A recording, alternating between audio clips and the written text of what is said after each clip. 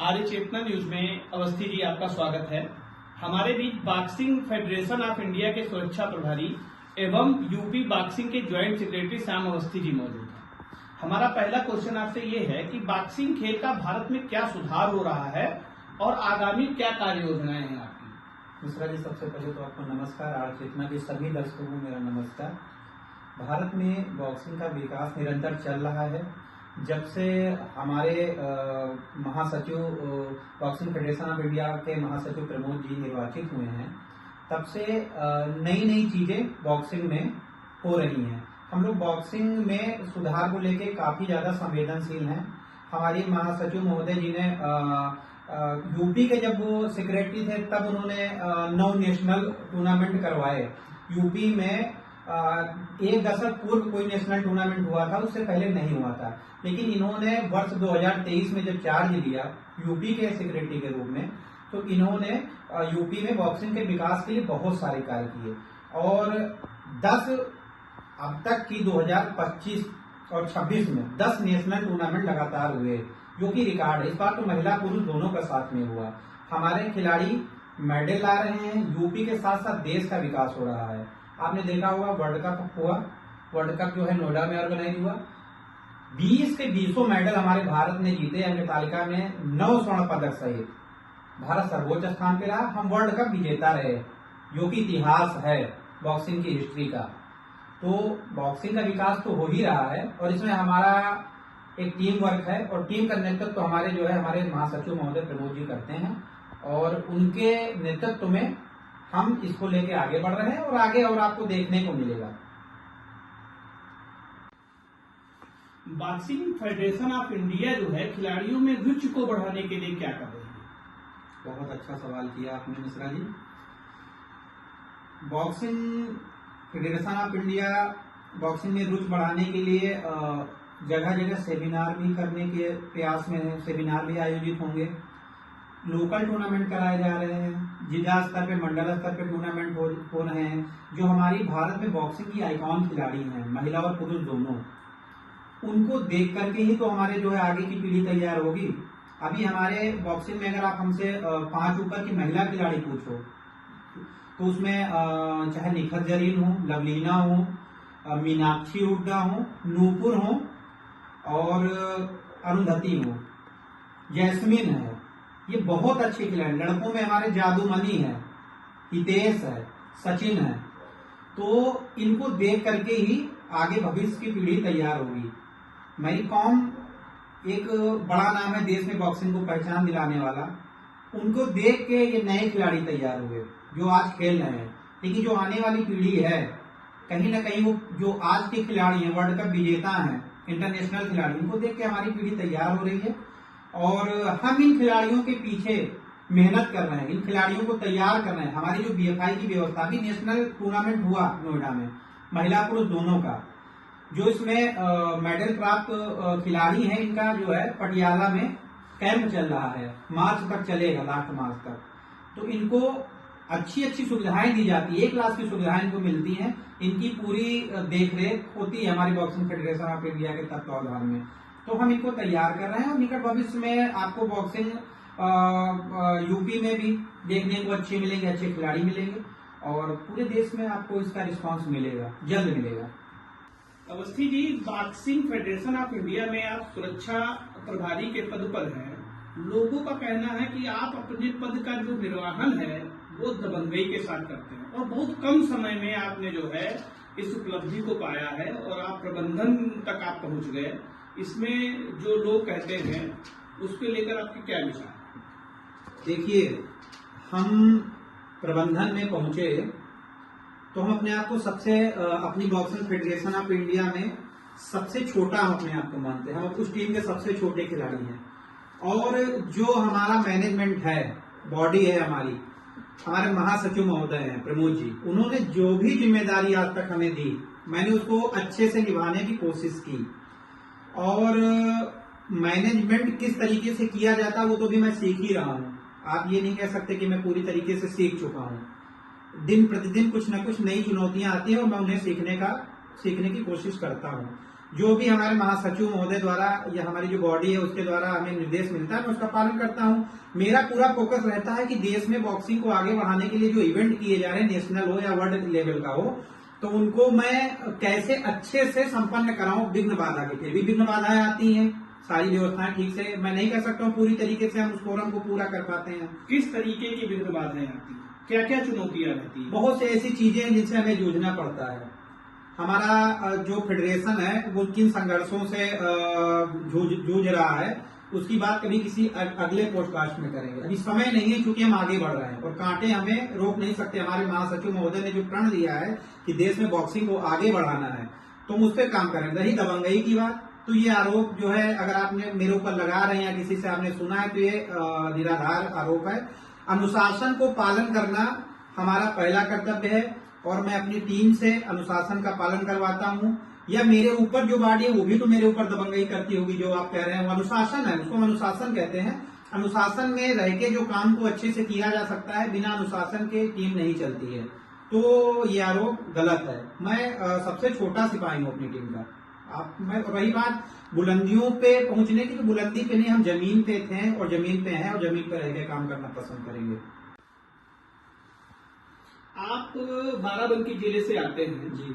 बाराबंकी जिले में आप बॉक्सिंग में युवाओं को क्या दे पा रहे हैं और भविष्य क्या है बॉक्सिंग में युवाओं का, जो बाराबंकी के लोग आपके साथ आए और जुड़े हुए हैं? बहुत सही सवाल किया। इतना इंटरव्यू आपने कर लिया और ये पहला सवाल मुझे अच्छा लगा कि आप देश दुनिया के लिए कुछ भी कर लें, अगर आप अपने घर के लिए कुछ नहीं करते हैं तो आपका कहीं भी रहना व्यर्थ है ना। ये सवाल है बॉक्सिंग के लिए। अभी चूंकि बॉक्सिंग जो है हमारी यूपी बॉक्सिंग है, उससे एसोसिएट बाराबंकी बॉक्सिंग का गठन हुआ है, समिति तैयार हो गई है जिसमें श्री अरविंद त्रिपाठी गुड्डू पूर्व विधान परिषद सदस्य जो है वो अध्यक्ष बने हैं। और हमारी बाराबंकी को लेके बड़ी कार्य योजना है। बाराबंकी में रिंग की स्थापना, बाराबंकी में ब्लॉक स्तर पे जो है सेंटरों की शुरुआत करेंगे, ठीक है। सरकार से उनको अनुदान दिलाएंगे और एक अच्छी खेप बाराबंकी से बॉक्सर्स की, महिला पुरुष दोनों, तैयार करने का हमारा पूरा प्लान है। और अभी मार्च के बाद इस पे हम अमल करना शुरू कर देंगे। एक सवाल आपका रहा कि बॉक्सिंग में क्या संभावनाएं हैं रोजगार की और नौकरी की, तो मैं बताना चाहता हूं कि जब आपका बच्चा 8 से 10 साल का होता है तो उसको बॉक्सिंग में भेजना चाहिए, और चाहे वो लड़का हो या लड़की हो। उसके बाद से जब वो सीखना शुरू करेगा तो जब वो 12 साल का होगा ना, तो बॉक्सिंग जो आर्मी है ना, आर्मी और पटियाला एनआईएस के जो साई के सेंटर हैं हमारे, जो बॉक्सिंग में बच्चों को इसी एज से लेना शुरू कर देते हैं और वहां पे उनका रहना, खाना और हॉस्टल की सारी फैसिलिटीज, कपड़े जो किट होती है वो सब फ्री में मिलती है। आप घर पे इतनी अच्छी सुविधाएं अपने बच्चों को नहीं दे सकते हैं। अब रही बात नौकरी की, जैसे आप जो है बॉक्सिंग में मेडल लाना शुरू करते हैं, तो चाहे वो पुलिस हो, किसी भी स्टेट की पुलिस हो, रेलवे हो, आर्मी हो, और जो हमारे अर्धसैनिक बल हैं, इनमें खेल कोटे के अंतर्गत जो है खिलाड़ियों की सीधी भर्ती होती है। इसमें आप थोड़ा सा भी मेहनत कर लेंगे ना, तो ये भर्ती उस भर्ती से ज्यादा आसान है। और आपने देखा होगा कि हरियाणा, पंजाब सहित कई अन्य स्टेट हैं, जैसे मणिपुर और आसाम वगैरह, यहाँ के आप बच्चे देखोगे खिलाड़ी बनना ज्यादा पसंद करते हैं और वो इन सेवाओं में हैं। तो कहीं ना कहीं पढ़ाई के साथ साथ खेल भी बहुत जरूरी है। खेल जो है आपका वो शारीरिक विकास करता है, मानसिक विकास भी करता है। तो अपने बच्चों को खेलने का अवसर दे। मैं नहीं कहता बॉक्सिंग ही खिलाएं, कोई सा भी खेल आपका बच्चा अगर खेलना पसंद करता है, बस ये है उसको सही दिशा में अमली जामा पहनाया जाए, उनको एक नीति तैयार करके उनका उसमें प्रवेश दिलाया जाए। बच्चा जैसे भी बॉक्सिंग हो या कोई अन्य खेल हो, खेल के तैयार होता है, फिर उसके बाद जो है ये साइंस सेंटर ट्रायल करते हैं। ट्रायल के बाद सीधे एडमिशन हो जाता है, तो आपका सारा बच्चों का सारा खर्चा सरकार वहन करती है। वहां सेंटर पे रहेंगे, उनका विकास होगा, वहीं से नौकरी लग जाएगी, मेडल लेके आएंगे। तो ये संभावनाएं हैं भविष्य में बॉक्सिंग को लेकर के। अवस्थी जी, मेरा एक अहम सवाल है जो नई जनरेशन को लेकर के है, उस पर मैं विचार आपके जानना चाहूंगा कि जो हमारी नई पीढ़ी है, जो हमारे नए अभिभावक, जो नई पीढ़ी जो अपने बच्चों को पढ़ा रहे हैं, उनका मेन उद्देश्य रहता है बच्चों को पढ़ाई के बोझ के नीचे झोंक देना। उनका मेन रहता है आईएएस बन जाए, पीसीएस लड़का बन जाए, या कहीं प्रशासनिक पद में चला जाए, लेकिन उनका जिस तरीके से खेल के प्रति जो रुझान है वो हमें कम दिखाई पड़ रहा है। तो ये प्रतिभाएं जो निखर के सामने आ रही हैं, ये हमने देखा है कि वो लोग हैं जो गरीब तबके से लाते हैं, जो अपने बच्चों को बेहतर शिक्षा नहीं दे पा रहे हैं, वो लोग इन सब चीजों में प्रवेश कर रहे हैं खेल के माध्यम से या सारी चीजों के माध्यम से। इस बारे में आपका क्या कहना, क्या विचार है? सवाल आपका अच्छा है। जो पहले क्या था कि एक कहावत थी गांव में, जहां से हम आते हैं, हमारे गांव में एक कहावत है, पहले थी जो मैं उसको बता रहा हूँ, पढ़ियो लिखियो हुइयो नवाब और खेलियो कूदियो हुइयो खराब। ये कहावत जो है अब उल्टी हो चुकी है। अगर आप खेलोगे कूदोगे तो भी नवाब बनोगे, है ना। आपने देखा होगा एक खिलाड़ी की पूरे वर्ल्ड में एक सेल्फ आइडेंटिटी होती है। आप किसी से पूछ लो आप मेरी काम को जानते हो, बता देगा। आप पूछोगे किसी आप लवलीना को जानते हो, बता देगा। आप नीरज चोपड़ा को पूछोगे, बता देगा। आप विराट कोहली को पूछोगे तो बता देगा।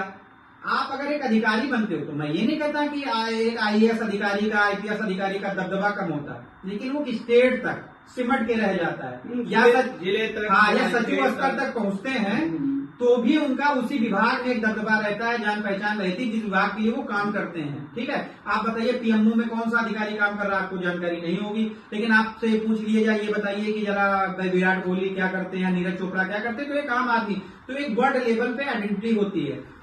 लेकिन ये अभिभावकों में जागरूकता कैसे? देखो, ये जो यहाँ का सिस्टम है वो नौकरी तक सीमित रह गया है लोगों का, कि हमें नौकरी मिल जाए, हम इसीलिए पढ़ाई कर रहे हैं कि हमको हमारा ध्येय ही नौकरी है, जबकि अन्य देशों में ऐसा नहीं है। ठीक है, तो एक बच्चे के जीवन को डेवलप करना, एक देश में पहचान बनाना, खेल जो है वो नौकरी के साथ साथ एक पहचान बनाता। हमारी बच्ची निखत जरीन है, डीवाईएसपी है तेलंगाना में, ठीक है, मीनाक्षी है, अभी वो आईटीबीपी में थी, वो उसने नेशनल जीता, वर्ल्ड चैंपियन बनी, उसके बाद उसको रेलवे ने ले लिया।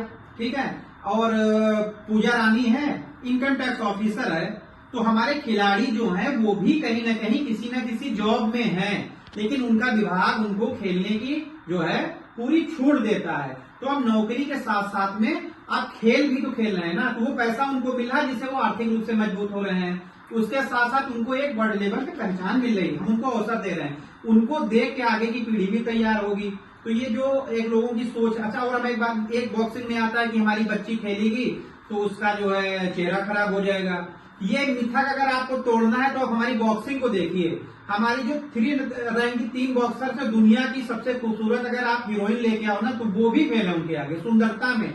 लेकिन व्यक्ति की जो सुंदरता होती है ना, वो उसके चरित्र और उसके जो है व्यवहार से होती है, उसकी पहचान से होती है। किसी के भाषा, शक्ल, सूरत, रंग के आधार पे किसी व्यक्ति का पहचान होना ये गलत है। हमारी नई पीढ़ी और अभिभावकों को क्या आप संदेश देना चाहेंगे हमारे चैनल के माध्यम से, आप चेतना न्यूज के? बच्चों, आप निकल के आओ और खेल में अपनी पहचान बनाओ। आप लोग अपने बच्चों को खेल के प्रति जागरूक करिए, और जिले में क्रीड़ा कार्यालय है, स्पोर्ट ऑफिस है, हर जिले में एक स्पोर्ट ऑफिस है, वहाँ पे जिला क्रीड़ा अधिकारी होता है। आपको जिस खेल में रुचि है आप जाकर के उनसे संपर्क करो, वो आपको अच्छी गाइडलाइन देंगे। नहीं होता है तो आप हमारी जो है यूपी बॉक्सिंग एसोसिएशन की वेबसाइट को विजिट कर सकते हो, बॉक्सिंग फेडरेशन आपकी हमारी हेल्पलाइन नंबर है, आप उस पर संपर्क कर सकते हो। आपको पूरी जानकारी मिलेगी और हम आपकी पूरी मदद करेंगे। हमारा आने वाला कल बेहतर हो, इसके लिए हम काम कर रहे हैं। आप नशे को छोड़िए, खेल को अपनाइए। नशा बहुत बड़ा अभिशाप है। हमने देखा गांव में छोटे बच्चे गुटखा और धूम्रपान वगैरह का सेवन करते हैं। इनसे दूर होइए, शुद्ध खाना खाइए और अच्छा खेल खेलिए, एक्सरसाइज करिए, खुद को स्वस्थ रखिए और साथ में पढ़ाई भी जरूरी है। अगर आप पढ़ाई और अच्छी डिग्री हासिल करोगे तो प्रमोशन और रैंक आपको स्पोर्ट के बाद में अच्छी रैंक मिलेगी, अच्छे अधिकारी बनोगे। इसलिए पढ़ाई भी जरूरी, पढ़ाई भी करिए और खेल भी। समायोजन करिए, एक नीति बनाइए कि हमें टाइम टेबल के हमें क्या कब करना है, वो आपका भविष्य तय करेगा। जो आप अभी कर लोगे वो आगे के लिए अच्छा होगा। अवस्थी जी, आज चेतना न्यूज में आपने अपना समय दिया जी। इसके लिए बहुत बहुत मैं आपका आभारी हूँ जी। और मैं आपको बहुत बहुत धन्यवाद थैंक यू देता सो हूँ। Much. Thank you so much.